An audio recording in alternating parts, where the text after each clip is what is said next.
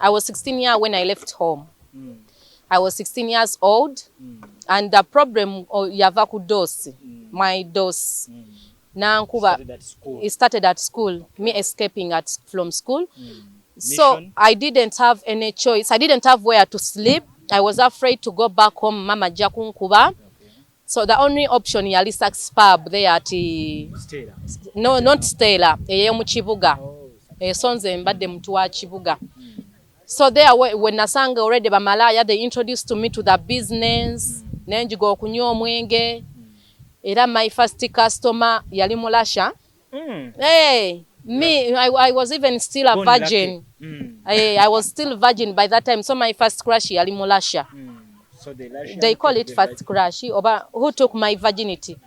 Was Lashan. Oh. Yeah. Bless you. Anti nali simanyi. So yansomesa omukwano yali mu Portugal. That is Daddy Jonah. Okay. Kati awo nenyongeramu ku birungo. Omulava omuspanyolo yasinga. Era nsula naye bawanga alimu oluspanyolo. Mixed blood. Mulungi nnyo. Bange mu Latin America, mu Spanyolo, mu Faransa byonna biri mu ye. Naye nga like my past yetaga kunyola mlugana kati oluzungu lwalunka lubiriza naye. Lubi wanvuya naye nga yoyo. Mulasha. Was my first cut. Yeah, I took my goat. Bagamba nti atutte bibyo obwera omujjukira kiba kitya. Mujjukira. Omujjugo mulasha. Bali bamuyita mumbaga. Bali bamuyita Soleni mumbaga. Ngate kaweze naina kakusaba sente zange. Nali mujasi. Yali ampa $10 during that time in 2006. Ekikumi kyabanga sente nyingi nnyo. Ate nenchikolamu kinengulako engoye ezinaleeta ba customer abalala. Sente tezabanga ku budget. Ole biseera ebyo kalangi. Kalangi nga ndi black beauty. Nga nze na my body still firm. Ngagukyali wamu. Gamba olaba gwatuka ne Uganda entutte speed. Abasajja be Uganda bawuuba. Bawo bubaka mu mberetu. Bambi Uganda yakaluba. Kati edda twafunanga ku $2 kati wakati afuna mutwalo. Ne $2 yali tamaze kugula diwe. Bazungu. Kutuka ko ate nze nali expert nnyo. Nali mu kifaananyi ky'omukyala gwe bayita Veronica Franco ali omukyala mu Faransa yatandikawo obwa sex work alina mu history. Yali mukyala wamaanyi nnyo so kati nze nali bali abakambwe. Bakabejja. Nga nyongereza kate nze nina ne tekiniki. Zenyini nina tekiniki nga nyingi nnyo kyovola bannamalamu emyaka 3 nenvaamu ng'ate nfunyemu. Nga ababaddemu emyaka 10. This message goes to Mama Janet Museven, and I think they have interpreters. Okay. Yeah, if they have interpreters, my project is about to gather all sex workers on the road, in the ghetto, in the slums, to bring them together, but to change their lives from sex workers to responsible people. Because sex workers tuyinza okuba tulinamu abakazi abamanyi. On this one who betrayed Samson, Dela. Okay. So tulinamu ba sex workers that they need they they need atisagala oluzungu luntawanya. They need their votes. They need sex workers' votes. And I want to change their lives. I want to better their lives. I want to mend them with my cabinet. Program ene kutusibwako Ziwa and Sons suppliers webikozesebwa mu kisenge ng'ofuula ekisenge kye ekyenjawulo kirabike bulungi gula amasooka amalungi bed cover duvet mosquito nets towel ne kalonda yenna agwa mu kkoero basangwa ku Mukwana Arcade n'ennamba y'essimu weeri wansi awo. Ayagala okusala weight omugejjo okufuna 6 packs okukuma omubiri gwo nga guli fit n'okuguzimba noonya omwami Roy Mubiru ku YouTube olabe videos ez'enjawulo ng'asomesa era ng'abuulira abantu engeri gye mulina okuba mukuumamu emibiri gyammwe n'emmere gye mulina okubeera nga mulya. Subscribinga tera munonye ne ku namba y'essimu awo ayongera okubeera nga akubuulira ky'olina okuba ng'okola.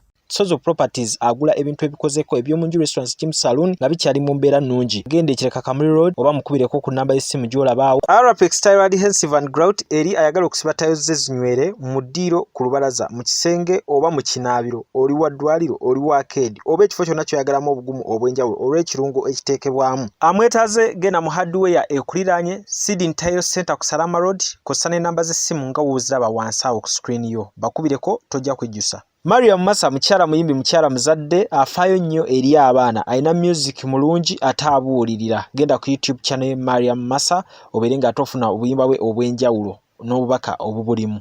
Damage Films bano bakugu mu kukwata n'okkuba ebifaananyi by'emikolo gamba ng'embaga, kwanjula, birthdays, anniversary n'emikolo emirala mingi egy'enjawulo. Basangibwa Lukuli Naŋŋanda ku social media kwebali nnyo osa n'ennamba y'essimu nga woogiraba awo bakubireko bakuwe ekifaananyi eky'ebyafaayo. Tuli ne Bad Black mu mbeera eno gy'asisinkanyiddemu bannamawulire ayina ensonga z'agenda okuba ng'ayogerako eziriwo kati mu nteekateeka ze tugenda okuba nga tumuwa obudde obumala abeere nga ataziisa bannayuganda n'abo bekikwatako oba kabeere nga batuukako. Tusanyusa okulaba Hajjati buuza ku bannayuganda tugende ku mulamwa. Bannayuganda assalamu alaikum warahmatullahi wabarakatuh. Mwenna mumanyi sijja kweyanjula nga njagala otwala omukisa guno ate abeera yakakulaba yakandaba teriiyo maze emyaka 14 ku siini. Kitegeeze yazaalibwa yakula. Yazaalibwa yakula. Yakulira ku mulembe gwa Bad Black. Olaba n'abato bammanyi. Kale tuli ku mulamwa ki leero okusookera? Omulamwa njagala okutwala omukisa guno okwebaza mama affe Honorable Speaker. Mama tukwebaza. Weebale okwagala okuyamba omwana ow'obuwala oba omukyala ali eyo anyigirizibwa mu buli ngeri. Mama tukweyanziza tukweyazeege. Essaawa zino ndi ku mulamwa ogw'okujja ba sex workers oba betwandiyise baneekolera gyange ku nguudo mu bufunda n'okuyamba bamaama oba omukyala alina ka bizinensi nga yeetaaga development ng'anyigirizibwa okukansolinga omukyala alivinga violence marriage ali depressed ali traumatized okuyamba abantu eb'ekikula ekyo gwe mulamwa gwe tuliko. Lwaki mu bonna balonze? Anti ebintu byonna byenjogerako nali mbiyiseemu. Tosobola kati kuddira muntu akola mu ofiisi n'omuteeka mu kino ekintu. So ogenda kukozesa bukugu ki okulaba ng'ojjayo omulamwa gw'ekyo ky'oyogedde? Ngenda bukozesa, nina already sirinzeka, nina cabinet already gye ndi nayo okulaba nga tukola kaweefube.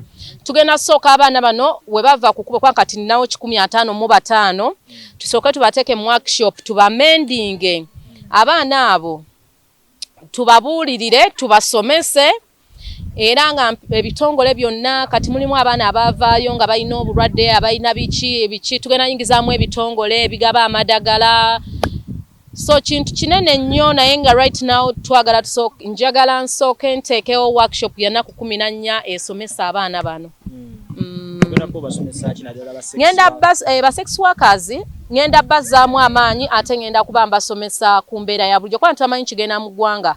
Ngenda kubasomesa ku bintu mbawule kubanga bye bayitamu nali mbiyiseemu. So ebyokubasomesa nnina bingi even to encourage them that it's not too late osobola okukyuka okyasobola okuva ku kkubo. Ye katono nnyo okujjayo ekifaananyi kya kino kye tuliko. Obulamu bw'okukkuba eyo bubeera butya? Anti nze kati omanyi emyaka gyagenda kubanga navaako ku 29 oba kita nakiteera ddala navaako 2009 nalina olubuto lwa Jona nga nfunye olubuto awo.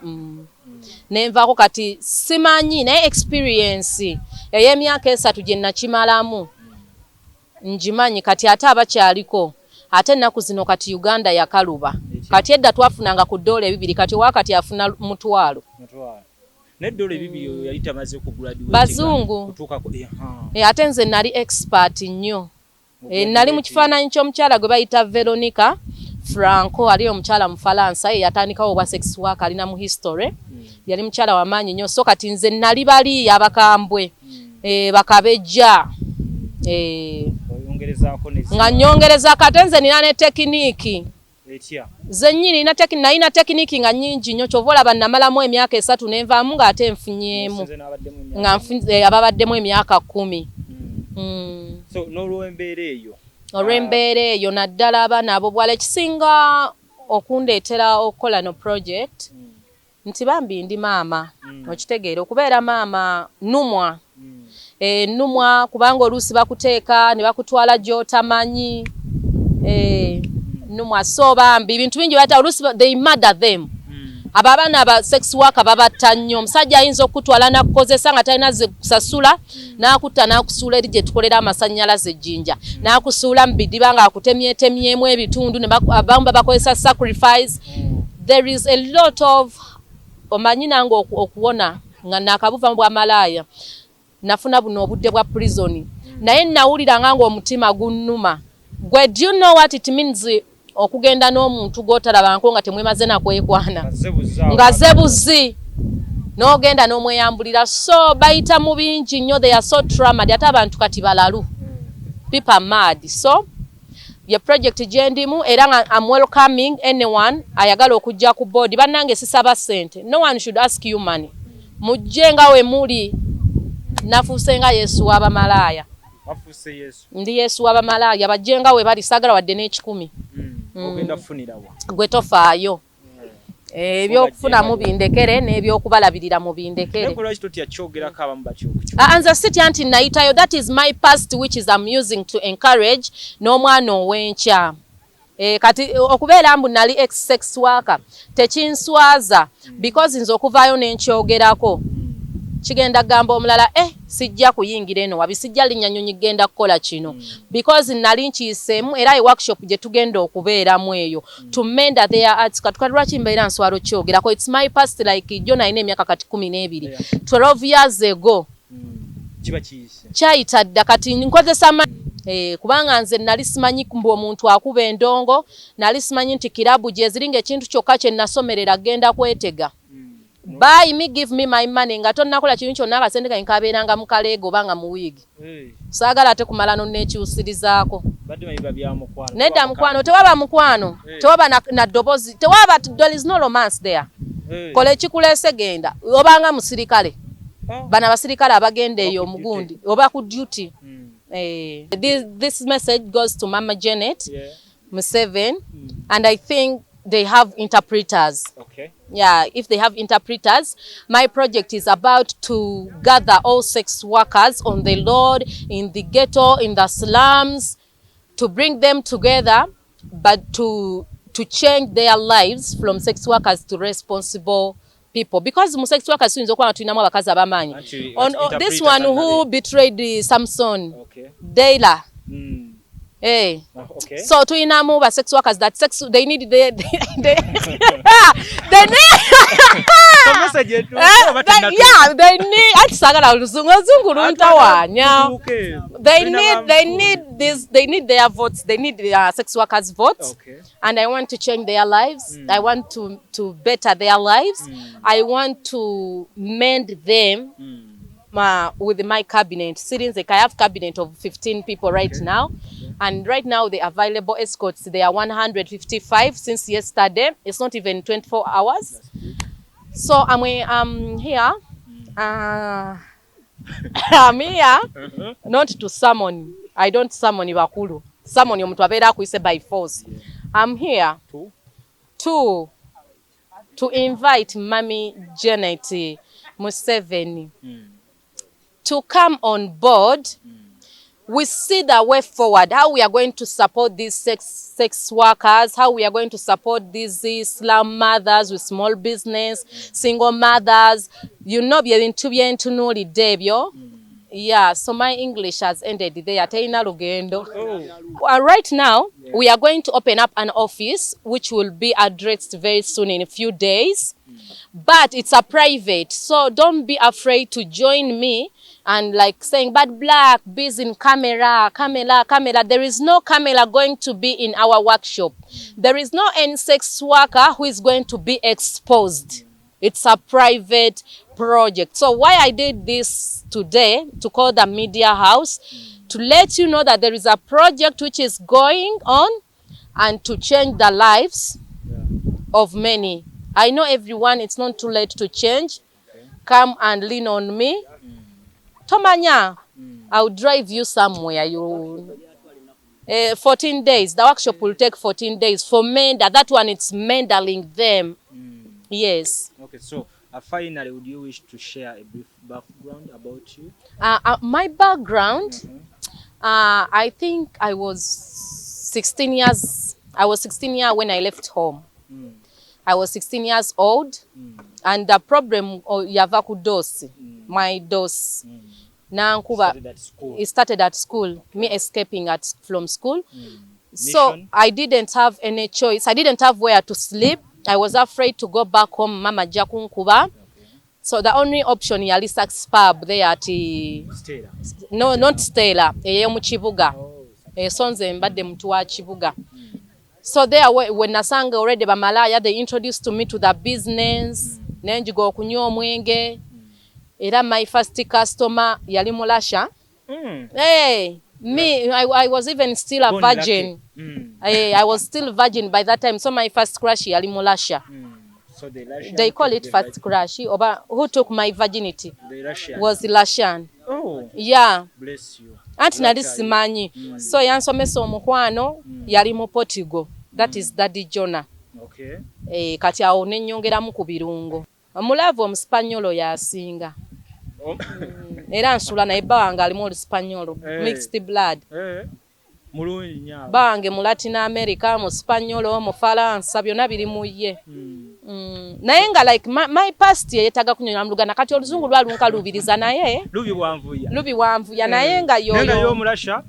Was my first cut. Yeah, I took my goat. Bagamba nti atutte ebibyo obwera omujjukira kiba kitya. Mujjukira. Omujjugo mulasha. Bali bamuyita mumbaga. Bali bamuyita Soleni mumbaga. Ngate kaweze naina kakusaba sente zange. Nali mujasi. Yali ampa $10 during that time in 2006. Ekikumi kyabanga sente nyingi nnyo. Ate nenkikolamu kinengulako engoye ezinaleeta bakasitoma abalala. Sente tezabanga ku budget. Ebiseera ebyo kalangi. Kalangi nga ndi Black Beauty. Nga nze nna my body still firm. Nga gukyali wamu. Gamba olaba gwatuka ne gwe. Uganda entutte speed. Abasajja be Uganda bawuuba. Bawo obubaka mu mberetu. Bambi. Nsuubira okuba nga ngenda kuwulirizibwa nga tuvudde mu by'okusaaga. Mpita AIDS, Uganda Human Rights, mpita njabatuukirira actually, sitaga na bayita. Naye nga mbayita okujja ku board. UN mbayita okujja ku board because it's being a brother, it's international, a sex worker kiri international. So nawe tunaba tufunyeyo omutwalo gumu to saving the life. Yeah.